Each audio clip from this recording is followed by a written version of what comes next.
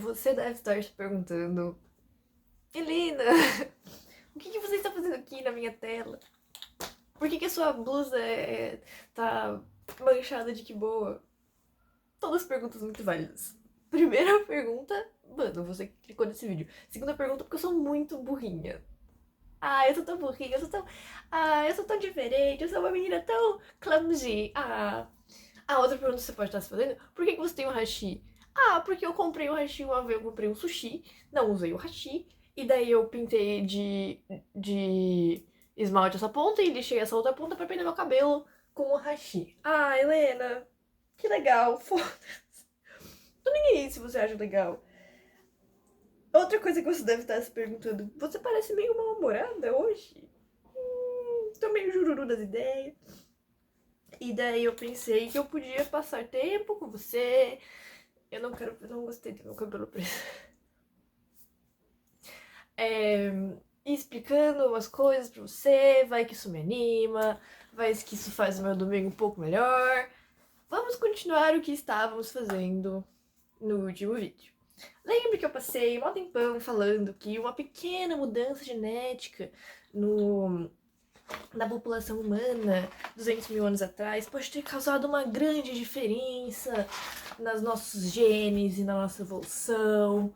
Pois bem, lendo a seguir, continuando minha leitura, eu percebi que isso era apenas uma teoria e que o livro permanece não, o livro segue, e você pensa, o cara mandou um, mas não foi bem assim. Mas ele defende, tipo assim, para entender a ciência, precisamos entender a história da ciência. Sim, não adianta a gente diretaço assim, ó, plau, aprender que, sei lá, como é que é o nome? O Big Bang. A gente só vai entender o Big Bang se a gente talvez entender o como chegamos nesse raciocínio, né? E isso é lindo. Isso é lindo. Isso inclusive me lembra, sabe aquele cara que escreveu The Office, o original, que eu não lembro o nome dele? Ele é um famoso ateu, né? Ah, agora eu vou um dos meus famosos fun facts. Esse cara, ele tem vários. Ele é famoso, ele é um stand-upper. Ele faz stand-up. E ele tem uma frase que eu acho muito legal. Ele é ateu, né? Famosamente. E eu não sou, tipo, essa pessoa. Ai, tá meio. Eu não sou essa pessoa que fica, tipo, ateísmo, tá ligado? Até porque, né? Quem sou eu? Mas ele fica falando dessas coisas. E ele falou uma parada que eu sempre eu achei muito. Me impactou tanto que eu lembro até hoje.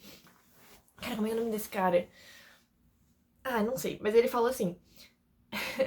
Se a humanidade fosse, tipo, extinta e só um pequeno grupo de pessoas sobrevivesse e esquecessem tudo que a gente sabe, tipo, e a gente tivesse que meio que começar do zero, a religião ia ser completamente diferente do que as pessoas acreditam, mas a ciência ia chegar nas mesmas conclusões. E eu acho que, tipo assim, provavelmente, mas ao mesmo tempo, tipo, isso não fica uma dúvida, tipo, e se não, tá ligado? Porque a gente vai chegar, a gente vai a gente vai ver o mundo de maneira diferente, vai encontrar um mundo diferente, porque vamos ter, obviamente, não vamos necessariamente estar onde a gente estava, a gente não vai necessariamente se preocupar com as mesmas coisas. Tipo, quem diria? Quem disse que a ciência ia chegar nas mesmas conclusões? Provavelmente, tipo, cara, mas o DNA a gente ia estudar, mas será que a gente ia chegar na mesma ciência? Isso é muito interessante, não é? Isso tudo pra justificar que eu podia ter lido até um pouquinho depois e não ter passado um vídeo inteiro explicando uma parada que era só uma hipótese. Enfim. Tá. Na página 46, ele diz o seguinte: o famoso autor, né? Richard Klein. Ele diz o seguinte: o isolamento antiquíssimo de algumas populações de humanos conflita com a ideia de que o comportamento humano moderno seria causado por uma mutação. E ele comenta do grupo dos pigmeus. Pygmy. Pigmeus? E agora eu me questiono se a tradução de pygmy é pigmeus. Mas eu imagino que sim, porque, né, enfim. E ele fala o seguinte: uma mudança-chave tão essencial teria que ter uma frequência alta em algumas populações e rara e ausente em outras. Of course. No caso, ter uma frequência alta no que onde ocorreu a mutação, né? mas somos todos muito similares, muito parecidos. E o ancestral comum. Lembra daquela história que a gente explicou que isso, no caso, era super certo? Que a gente estudou aqui, eu e você, a gente viu que como a gente consegue, pela quantidade de diferenças genéticas, a gente consegue prever mais ou menos quando que a gente tem um ancestral em comum, independente se a gente, tipo assim, lembra disso? O FOXP2, que é aquele gene que inicialmente o Svante Paabo,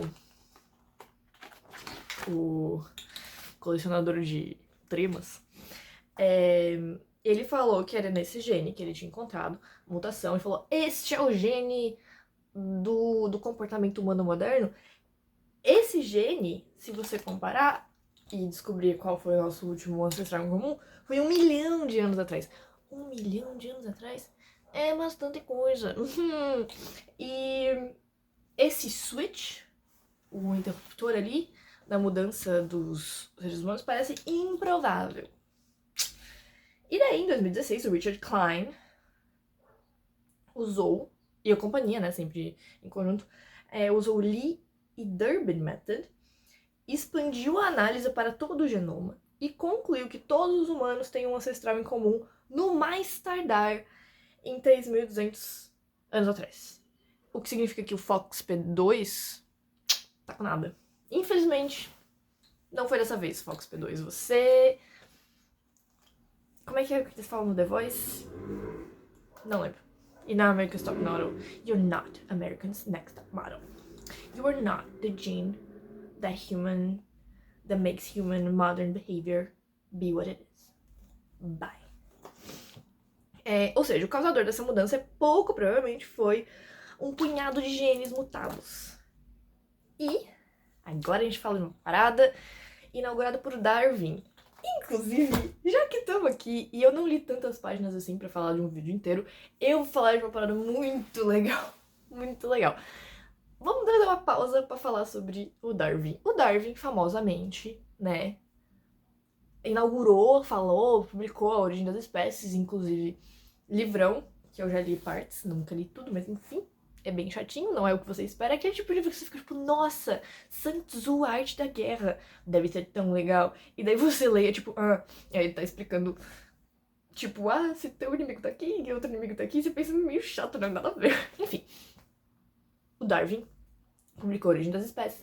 E ele era muito cristão e tal, então ele mesmo era conflitado. Ai, meu Deus, a origem das espécies, a seleção natural, Deus, Mas enfim, ele publica, né, famosas ervilhas lá e tal. E naquela época tinha uns debates sobre a seleção natural. E, cara, esse cara é tipo... Ele era meio que um recluso e tal, ele não queria ir lá. Mas tinha uma galerinha que ajudava ele, que falava tipo, pô, boto muita fé, outros estudiosos que iam lá e falavam também sobre a seleção natural e tal. E tinha uns debates, e teve um debate muito famoso. Mano, eu vou até pausar o vídeo pra pegar a frase exata do que ele falou, tá? Eu nunca na minha vida editei um desses vídeos que eu posto no YouTube, mas vou ser obrigada, porque eu preciso eu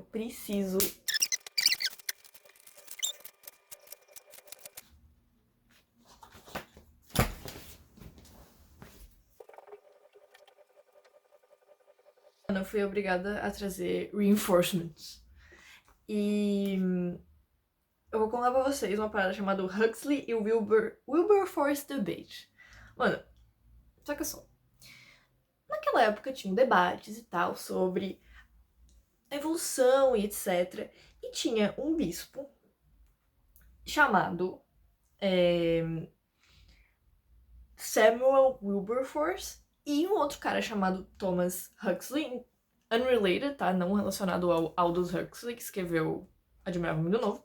Ele era um biologista, e eles discutiram essa questão, né, de maneira intensa, digamos. Não, esse debate não era entre os dois, né, tipo assim, não era tipo, bem-vindos ao debate Huxley, não, era tipo um debate geral que eles tinham, tipo, eles encontravam pra debater, e esses dois caras estavam presentes, e dizem que esse debate foi muito conturbado, tipo, que as pessoas gritavam, e era tipo, não sei o quê, que as pessoas falavam, não dava pra ouvir nada uma hora. Inclusive, algumas das coisas que foram ditas aqui, tipo, ficou até meio que... Certas pessoas estavam lá falando, tipo, cara, eu nem ouvi isso aí acontecer, porque tava tão conturbado. Enfim, o bispo, né, de Oxford, que era o bispo de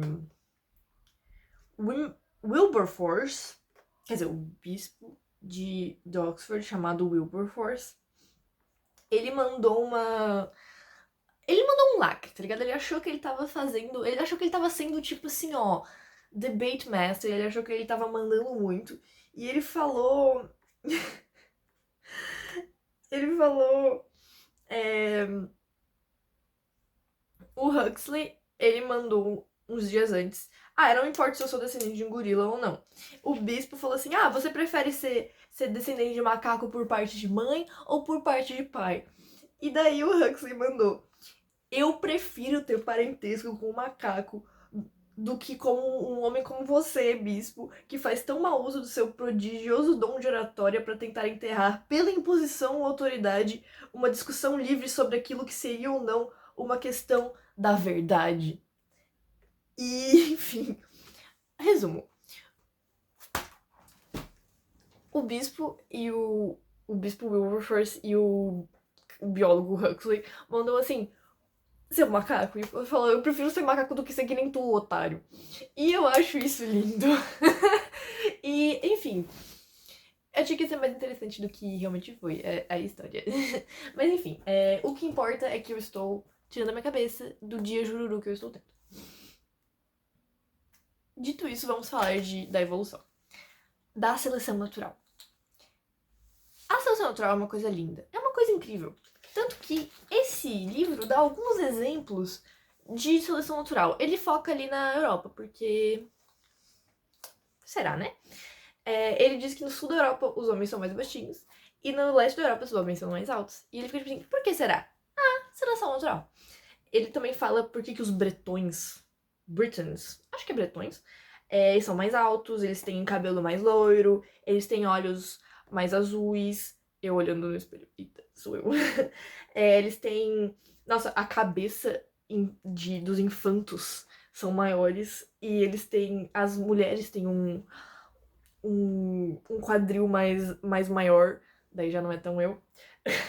Eles têm, os homens demoram mais pra ter para crescer e as mulheres têm uma puberdade mais atrasada dos bretões. Ele fala, por que será?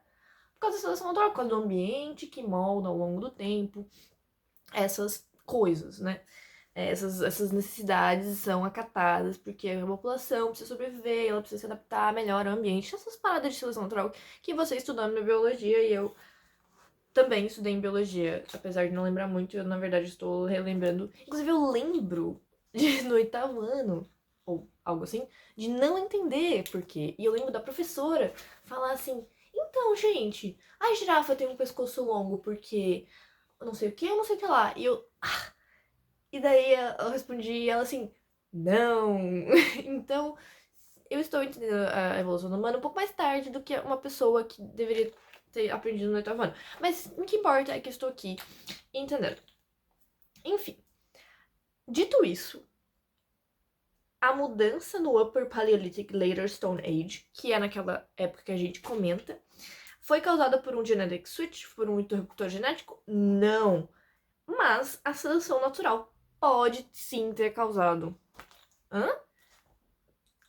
Então, essas ideias elas são bem diferentes. Muito diferentes. Você deve estar se perguntando, mas a seleção natural não é um conjunto de mutações?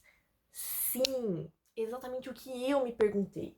E daí, explica-se o seguinte.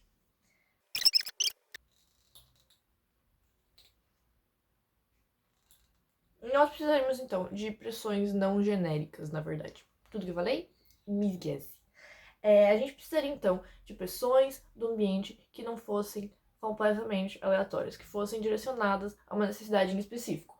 Isso explica que a fórmula genética para a mudança já existia, e a seleção natural foi combinando as mudanças aos poucos de acordo com as pressões evolucionárias. por causa das novas condições do ambiente. Booyah! That's it. Eu me embananei no final, mas o que importa é que eu estou entendendo e eu acho que eu vou dar um tempo nesse livro, porque esse livro tá me deixando meio maluca e eu acho que eu não tô entendendo direito. Mas o que importa é que eu vou fazer outros vídeos sobre outras coisas. Inclusive, eu fui fazer um vídeo sobre uma parada chamada Paleopictographs. E uma teoria que é as pictografias, que essas coisas que a gente tem que são muito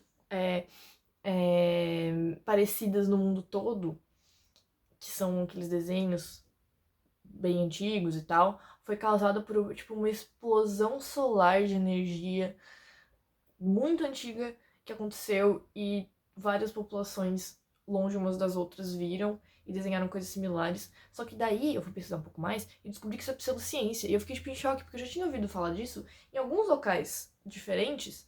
E eu fiquei, tipo, damn, quase que fiz um vídeo sobre um negócio que era errado. Ainda bem que eu sou aqui, o quê? Sou uma pessoa, eu sou uma fonte confiável. Eu sou uma fonte que pesquisa. Dito isso, bom domingo. Ou sei lá quando você vai ver esse vídeo. Espero que tenha sido informativo, divertido. E espero que você não me julgue por ter uma camiseta toda cheia de que boa. Porque se uma coisa que eu não faço é me esforçar, entendeu? Eu não me esforço. Mentira. Mas enfim.